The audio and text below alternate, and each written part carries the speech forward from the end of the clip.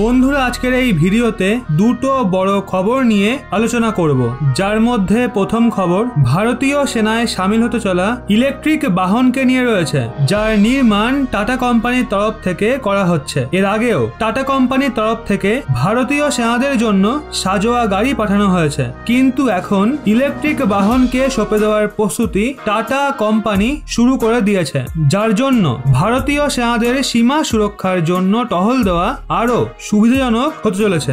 আর ভারতীয় সেনারা বিশ্বের অন্যান্য সেনাদের একটা চ্যাপ্টার পড়ানোরও কাজ করছে, বরং গোটা দুনিয়ার চিন্তা দেখতে পাওয়া যাচ্ছে। আর পরবর্তী খবরটা রাশিয়া এবং চীনকে নিয়ে রয়েছে। চীনা হাতিয়ার কিনে এখনো পর্যন্ত তো পাকিস্তান এবং শ্রীলঙ্কার মতো দেশ নিজের মাথায় হাত দিয়ে বসেছিল, কিন্তু এখন রাশিয়াও নিজের মাথায় হাত দিয়েছে। ইউক্রেনে হামলা করার সময় রাশিয়া ভেবেছিল কয়েকদিনের মধ্যেই সে ইউক্রেনকে নিজের দখলে নিয়ে নেবে, কিন্তু এখনো পর্যন্ত তারা ইউক্রেন দখল করতে পারেনি। আর প্রায় 2 মাস হতে চলা এই যুদ্ধে রাশিয়ার পিছিয়ে থাকার একটা কারণ চীন রাশিয়ার সঙ্গে যা কিছুই করেছে তাতে চীন এবং রাশিয়ার মধ্যে মতভেদ অনেক বাড়তে চলেছে। বন্ধুরা চলুন জেনে নিই এই দুটো খবরের ব্যাপারে। সবার প্রথমে আপনাদের বলি ভারতীয় সেনায় সামিল হতে চলা এই ইলেকট্রিক বাহনের ব্যাপারে, যেই কারণে ভারতীয় সেনার চর্চা গোটা দুনিয়া জুড়ে হচ্ছে। আসলে ভারতীয় সেনায় ব্যাটারির মাধ্যমে চলা বাহনকে সামিল করার চিন্তা ভাবনা চলছে। ভারতীয় সেনা মেনে চলছে যেভাবে দুনিয়াতে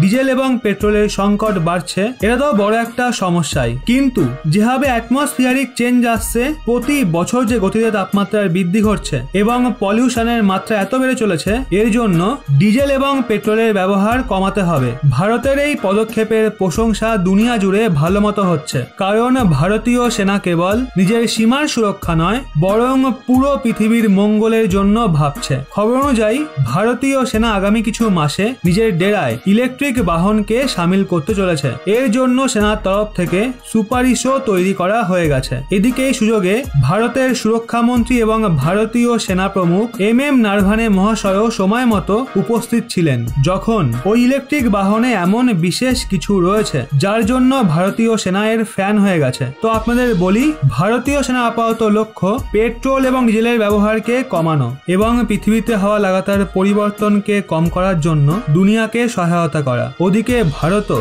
জার্মানির সঙ্গে মিলে 2070-এর মধ্যে পৃথিবীতে হওয়া দ্রুত পরিবর্তনকে কম করার লক্ষ্য রেখেছে। এর জন্য জার্মানি এবং ভারত দুজনে মিলে গ্রিন এনার্জির উৎপাদনের ওপর কাজ করতে চলেছে। গ্রিন এনার্জিতে দূষণের মাত্রা নায়ের বরাবর হয়। ভারতীয় সেনার জন্য ইলেকট্রিক বাহনকে বানানোর দায়িত্বভার ভারতের টাটা কোম্পানি নিয়েছে। এবার বন্ধুরা এগোই পরবর্তী খবরের দিকে, কিন্তু তার আগে বলুন, আপনারা কি ভারতীয় সেনার জন্য ইলেকট্রিক বাহনের ব্যবহার ঠিক বলে মনে করছেন? কমেন্টে অবশ্যই জানান।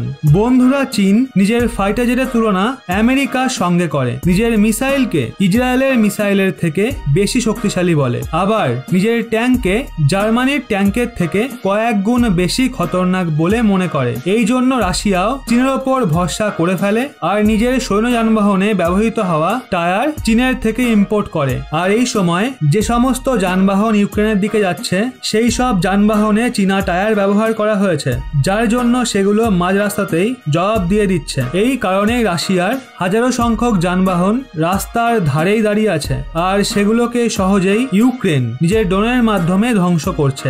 এখনো পর্যন্ত কেবল পাকিস্তানি চীনের হাতিয়ার ব্যবহার করত, এখন এতে রাশিয়ার নামও সামিল হয়ে গেছে। ওদিকে ভারত আগেই চীনা টায়ারের পুরো কাহিনী জানতো, এর জন্য ভারত আগেই চীনা টায়ারের ইম্পোর্ট আটকে রেখেছে। ওদিকে চীন নিজের ট্যাঙ্কে দুনিয়ার সবচেয়ে খতরনাক এবং শক্তিশালী ট্যাঙ্কের মান্যতা দিচ্ছে। তো এর জবাবে ভারতকে ইসরায়েল চীনা ট্যাঙ্কের সবচেয়ে বড় কাল পাঠিয়েছে, যার হাত থেকে চীনা ট্যাঙ্ক অত সহজে রেহাই পাবে না। আসলে ইসরায়েল ভারতের জরুরি আবেদনে অ্যান্টি ট্যাঙ্ক গাইডেড মিসাইল পাঠিয়েছে, যাকে ভারতীয় স্থলসেনা এবং ভারতীয় নৌসেনা দুজনেই নিজের ঝুলিতে সামিল করেছে। এর নাম ATGM মিসাইল।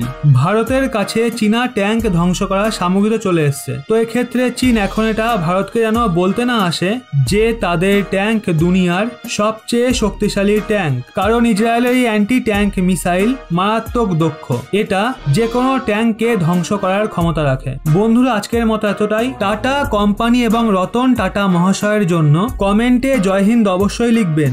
আপনিও কি রতন টাটা মহাশয়কে ভারতের অমূল্য রতন বলে মনে করেন?